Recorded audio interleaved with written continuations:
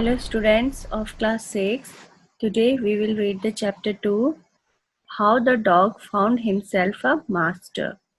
Before starting the chapter, let's read its summary. You may know that the dog and the wolf are closely related.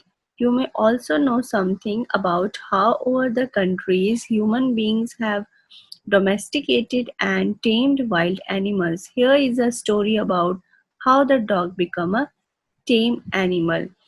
तो आप सब जानते हैं कि wolf और डॉग किस तरह रिलेटेड है और ह्यूमन बीइंग्स जो है किस तरह से वाइल्ड एनिमल्स को अपना शिकार करते हुए आए हैं, ये सब मतलब आप जानते हैं.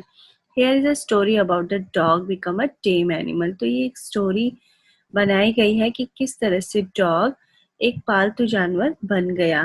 पहले वो भी वाइल्ड एनिमल था. ठीक है, तो let's start the chapter. How the dog found himself a master. Dogs were once there.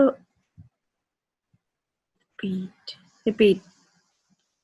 Dogs were once their own masters and lived away walls too in freedom, until a dog was born who was ill pleased with this way of life. He was sick and tired of wandering about by himself. ठीक है, तो पहले के time में क्या होता था कि डॉग जो होते थे अपने खुद के मास्टर होते थे, मालिक होते थे.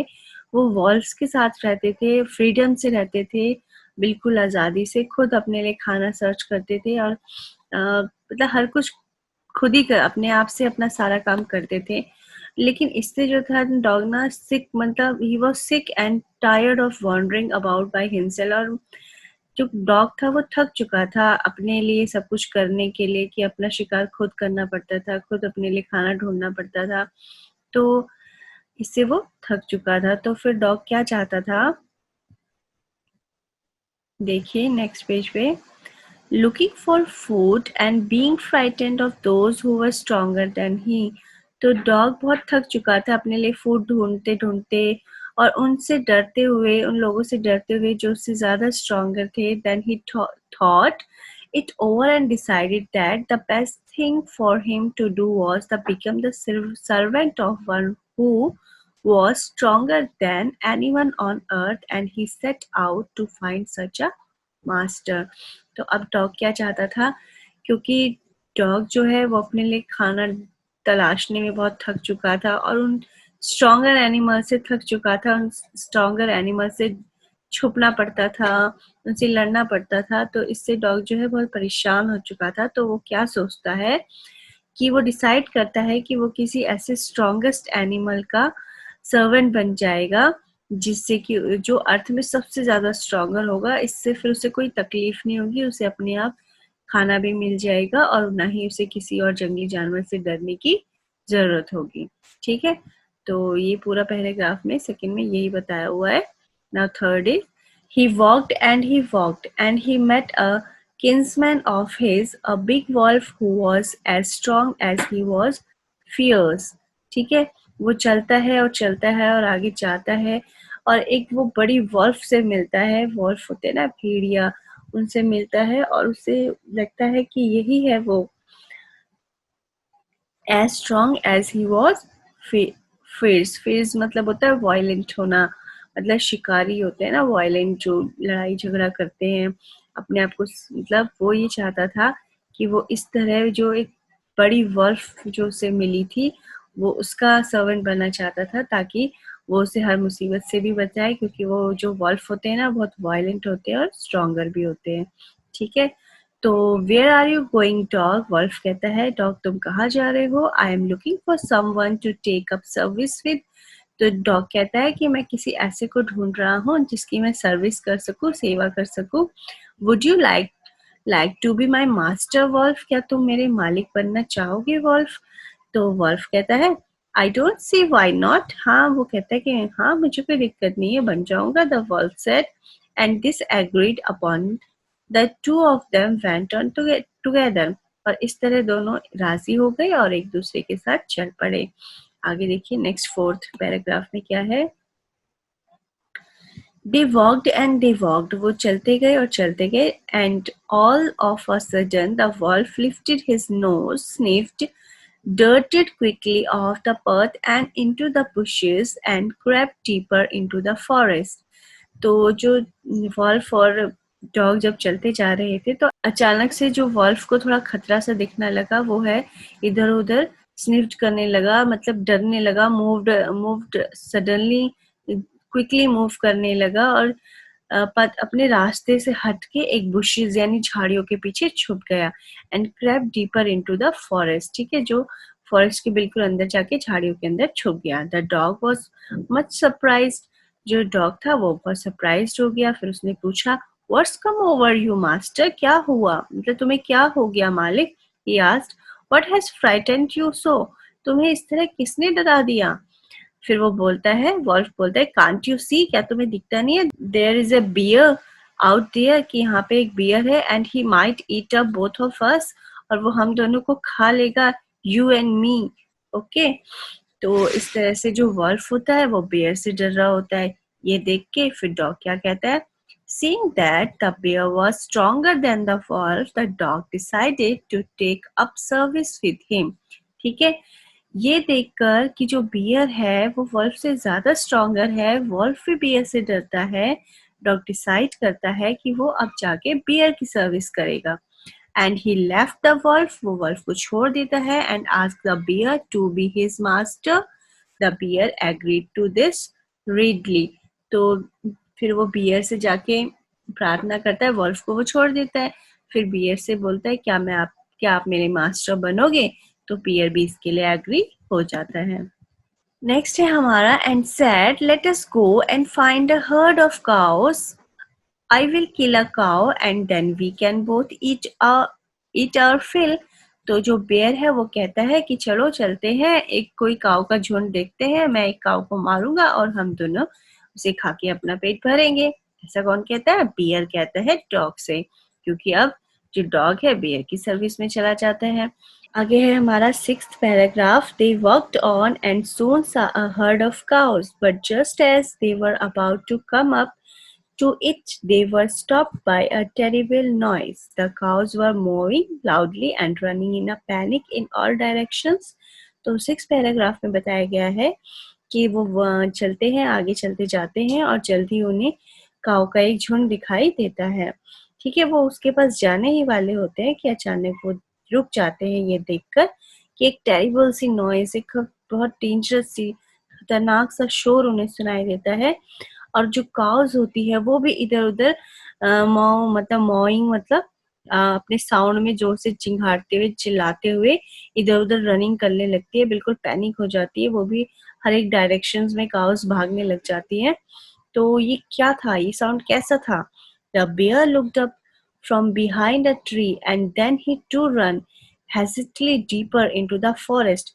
बियर भी देखता है और अपने मतलब बिहाइंड द ट्री, ट्री के पीछे छुप जाता है और to run hasty deeper into the forest, और फॉरेस्ट के अंदर बहुत ज्यादा डीपली जाके छुप जाता है। तो डॉग भी सरप्राइज होता है कि जो मेरा मास्टर था बेयर, वो तो सबसे ज्यादा स्ट्रांग था, तो अब ये किससे डर रहा है? तो आगे डॉग पूछता है बेयर से, now why did I have to come here, कि हम यहाँ क्यों आए हैं? बेयर कहता है, it is the lion who rules the forest in this part.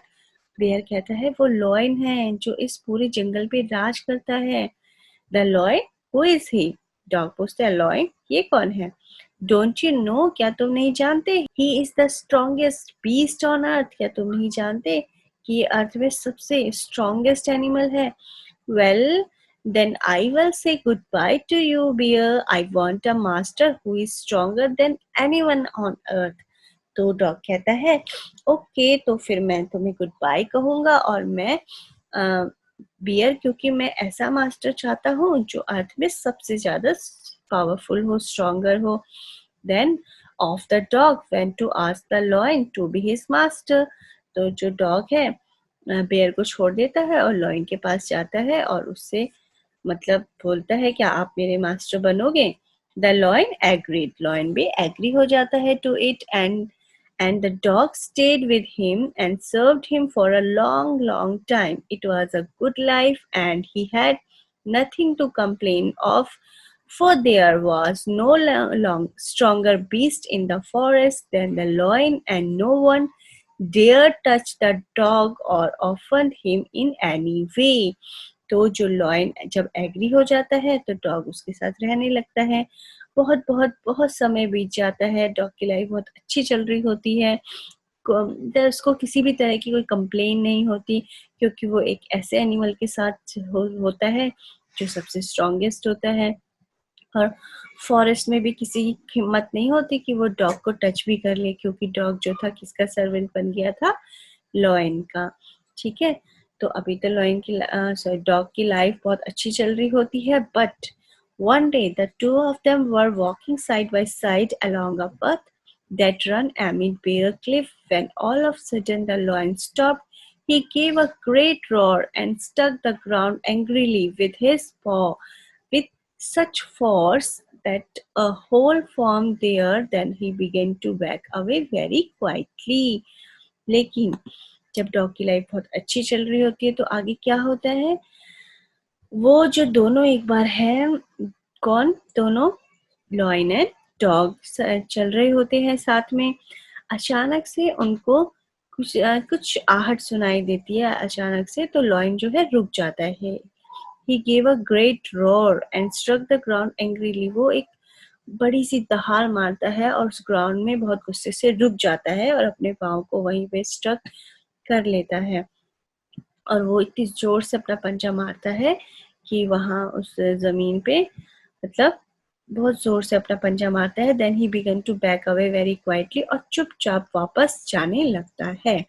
तो फिर डॉग सरप्राइज्ड होता है। डॉग पूछता है, what is it master, is anything wrong? Dog पूछता है, क्या हो गया मालिक, क्या कुछ गलत हुआ है, आप वापस क्यों जा रहे हैं? व्हाट इज, तो वो डॉग लॉयन कहता है, smell a man coming this way, कि मुझे यहाँ से किसी मैन की स्मेल आ रही है। The lion said, we would better run for it और we will be in trouble. वो कहता है, हमारे लिए बेटर यही होगा कि हम यहाँ से भाग जाएं, वरना हो सकता है कि हम मुसीबत में पड़ जाएं। Oh well, then I will say goodbye to you, Loin. I want a master who is stronger than anyone on earth. फिर डॉग दोबारा से वही बात बोलता है। डॉग कहता है, तो ठीक है, अगर आप मैन से डरते हैं तो मुझे आपको गुड बाय कहना पड़ेगा, क्योंकि मुझे एक ऐसा मास्टर चाहिए था जो अर्थ में सबसे ज्यादा स्ट्रॉन्गर हो। तो जो डॉग है वो लॉयन को भी गुड बाय कह देता है और आगे चल पड़ता है। तो देखिए आगे 10th पैराग्राफ में हमारा है, and off the dog went to join the man and he stayed with him and served him faithfully. This happened long, long ago, but to this day the dog is man's most loyal servant and knows no other master. तो इसके बाद क्या होता है, जो dog है man को join कर लेता है, मैन का सर्वेंट बन जाता है, मैन के साथ रहता है, यानी इंसानों के साथ डॉग रहने लग जाता है और इंसानों के लिए फेथफुल हो जाता है। मतलब बहुत ईमानदार लॉयल जो है सर्वेंट बन के वो इंसानों के साथ रहता है। This happen long long ago, और ये बहुत लंबे समय तक चलता है और आज तक चलता आ रहा है। जो डॉग है वो आज तक ह्यूमन की सर्विस कर रहा है, ह्यूमन का एक लॉयल फेथफुल सर्वेंट होता है। And knows no other master, और अब जो है डॉग किसी और का सर्वेंट नहीं है, अब इंसानों का ही सर्वेंट है और अब वो अपने लिए कोई न्यू मास्टर नहीं ढूंढ रहा।